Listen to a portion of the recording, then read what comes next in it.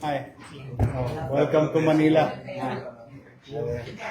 I think you're supposed to be at 3. 3 sila, no? Sorry, I didn't mean to keep you waiting because the new Secretary of Tourism saw her yesterday in Malacanang. Opted to visit me today, so we're bumped. I'm sorry to say that, but I have to be honest to you. Ayoko naghihintay ang bisita ko kasi. But welcome to Manila. It's pre-approved. See? We waited 1 hour. It's just 2 minutes. It's pre-approved. Okay.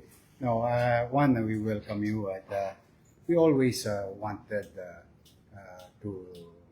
for the national government and their partners in the private sector, when they're coming in the city of Manila, under my watch, we always align ourselves as local government with the national goal.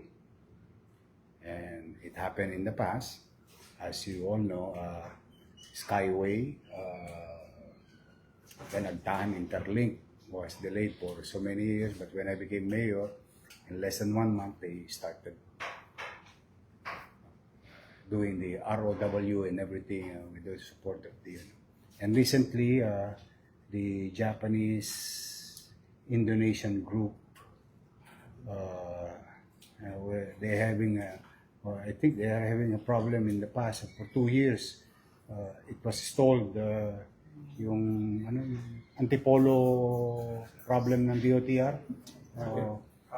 When I assumed office, in less than 1 week, they got the lono, they got the roads, the realignment. Ngayon? Sila? 100% ang operation nila. They're coming into Bad Santos area na. So I was briefed by Chief Cesar Chavez, who is very particular with rails. I think he's been with the government since time immemorial and very familiar with the rail. So rest assured, before you present, you have the support of the city. Whatever you're going to need from the city. Pare, okay muna at magpakilala. Tapos na akong magbangka, magtotong na ako.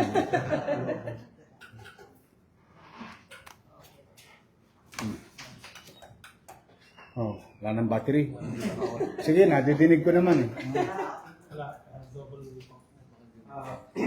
Mayor, Engineer Jojo Yeron po, representing DOTR, acting project report for the SC project. So you're familiar with what I am saying about the Indonesian and Japanese? Actually, Mayor, natin po ako nung nagbisita po kayo together with SecDis. Yeah. And after your visit, nag-wrap up yung project. 2-year problem,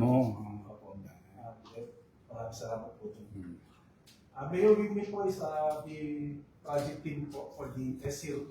Ito pong courtesy visit namin is with regards to the S02 project, comprising po ng stations natin from Santa Mesa, Espanya, and Paco.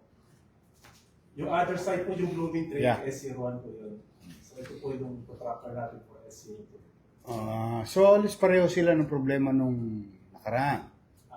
May similarity rin po. Pero meron naman kayong kaibigan sa city. Don't worry. Yes, po. So, Mayor, with me po yung project team ko po sa S02, si Engineer Cla at si Engineer Jasper. And yung GCR po, yung active consultant. Then on this side po, yung si Acciona DMCI Joint Venture. You want to introduce yourself?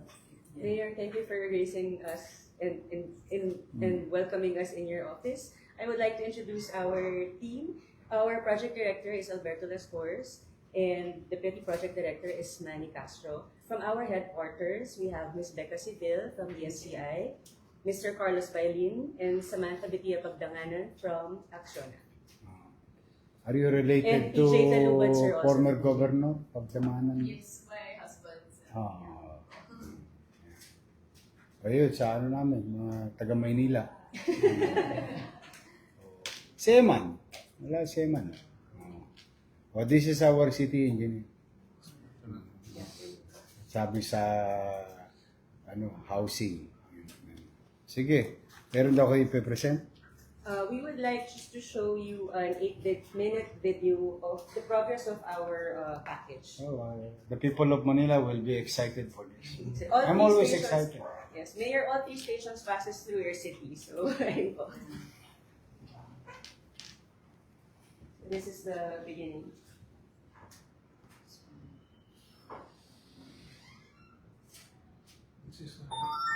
The red po yung alignment This po is the namin. alignment. Yung mga red na square po yung mga pier colorations.